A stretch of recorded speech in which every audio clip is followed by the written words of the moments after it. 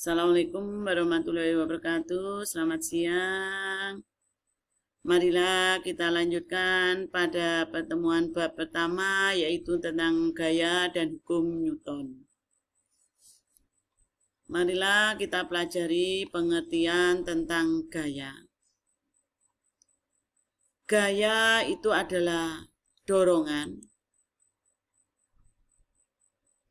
atau tarikan yang bisa membuat benda itu berpindah tempat, berubah bentuk, kemudian mempunyai kecepatan.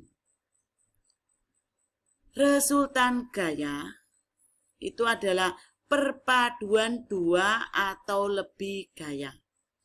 Apabila gayanya arahnya sama, maka resultan gayanya itu adalah ditambah.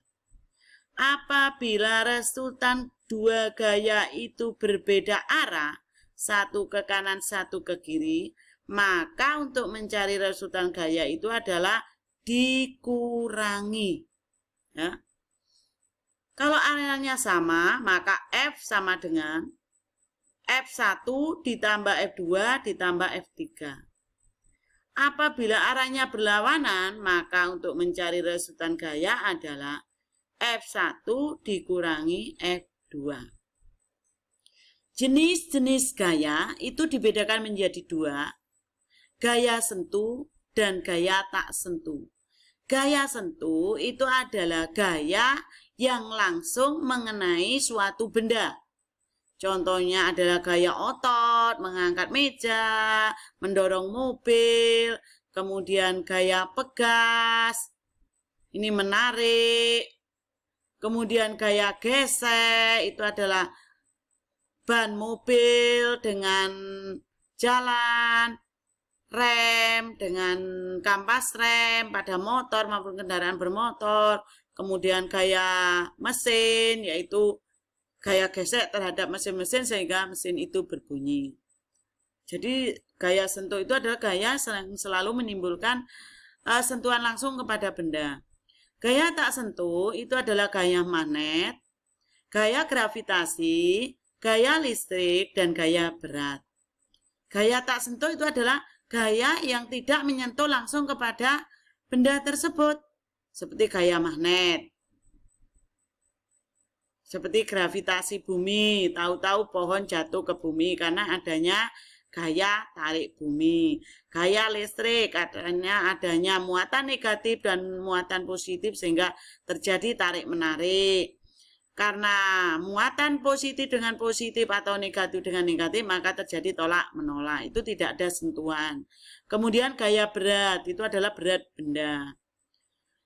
Gaya gesek dan gaya berat. Nah, apabila gaya gesek tidak diabaikan, maka untuk mencari rumus, itu kita menggunakan gaya berat. Nah, gaya berat itu adalah rumusnya W sama dengan M kali G, di mana W itu adalah berat, satuannya Newton, kemudian M itu massa benda, satuannya kilogram, kemudian G itu adalah gravitasi, percepatan gravitasi, satuannya meter per sekon kuadrat. Kemudian gaya gesek, untuk mencari gaya itu adalah F, resultan F atau jumlah gaya sama dengan M kali A. F gaya satuannya Newton, M massa benda satuannya kilogram, kemudian A itu percepatan. Apabila gaya gesek tidak diabaikan, maka gaya dikurangi gaya gesek sama dengan massa kali kecepatan, percepatan. M massa benda satuannya meter per sekon, M massa benda satuannya kilogram, percepatan satuannya adalah meter per sekon kuadrat. Nih. Kemudian yang kedua yaitu hukum Newton. Hukum Newton itu dibedakan menjadi tiga, hukum Newton 1, hukum Newton 2, dan hukum Newton 3. Hukum Newton 1 itu benda akan tetap diam karena tidak adanya gaya atau jumlah gaya sama dengan 0. Sehingga benda itu tidak bisa bergerak. Contohnya, kalau kalian naik mobil, kemudian mobil direm mendadak, maka kalian akan tetap diam karena yang bergerak itu adalah mobilnya. Kalau kalian dengan kursinya adalah tetap diam. Atau gayanya kecil, kemudian mendorong sebuah truk besar, maka benda itu tidak bergerak. Maka gayanya sama dengan 0. Kemudian yang kedua itu adalah hukum Newton 2.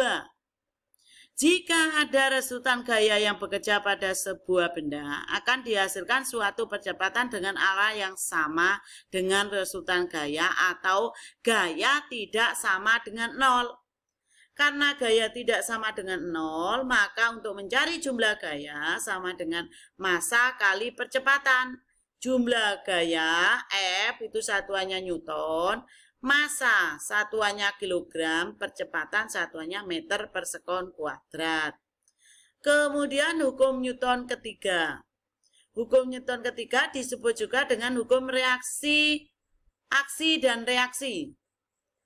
Jika benda pertama mengerjakan gaya benda kedua, maka benda kedua akan mengerjakan gaya pada benda pertama dengan nilai atau besar yang sama, tetapi arahnya berlawanan. Seperti contoh, Anton mendorong tembok, maka tembok akan mendorong Anton. Nah, itulah yang disebut dengan hukum aksi dan reaksi atau hukum Newton 3. Contoh soal.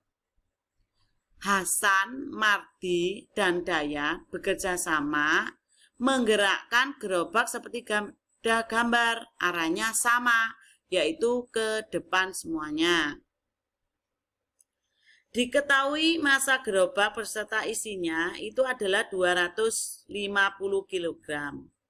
Apabila gaya gesek yang dialami gerobak sebesar 200 Newton, maka tentukan resultan gaya pada gerobak B percepatan gerobak. Nah, dari soal ini kita harus mengetahui dulu soal-soal itu apa yang kita ketahui.